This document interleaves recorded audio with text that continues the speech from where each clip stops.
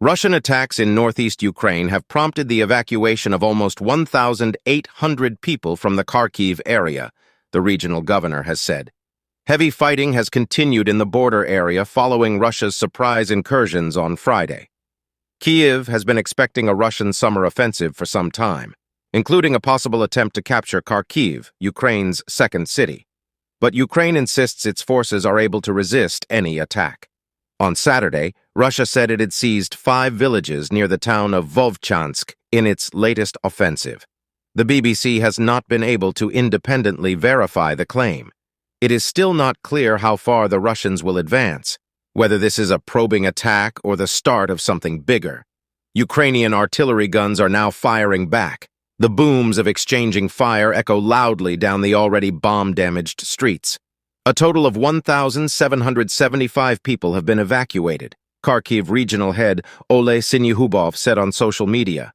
Hundreds more remain in Vovchansk, just 6 kilometers, 3.7 miles from the Russian border. Serhiy, a resident, told the BBC that his home and vehicles had been destroyed by a Russian glide bomb. His wife had been rushed to hospital with more serious injuries. Small fires were still pouring smoke across the remnants of his home. Serhiy said he did not want to leave because he was afraid of what might happen to their 4 goats. As we surveyed the damage, there was the screech of yet more glide bombs being released, followed by the heavy thud of the explosion. Russia's air force is having an increasingly deadly effect, and for now, Ukraine has no answer. Ukrainian officials say Russia had the capability to aggravate the situation in border areas, but not to capture the city of Kharkiv itself. Reports suggest Moscow is hoping to create a 10 km, 6-mile buffer zone for its Belgorod region after a series of Ukrainian cross-border attacks. On Friday, the U.S. announced a new $400 EM, pound 319 AM, euro 371 M, military aid package for Ukraine.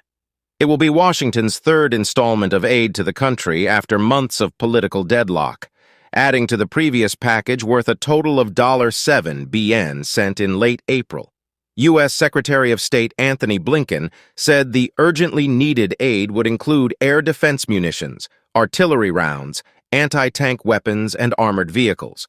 On Friday, National Security spokesman John Kirby told reporters that Russia would make further advances in the coming weeks to try and establish a buffer zone along the Ukrainian border. Moscow has been looking to capitalize on the delayed arrival of U.S. weaponry by continuing to push forwards in the eastern Donetsk region. The return of heavy fighting in the northeast further illustrates Russia's growing ambitions. Kindly like, subscribe, and share your thoughts in the comments section.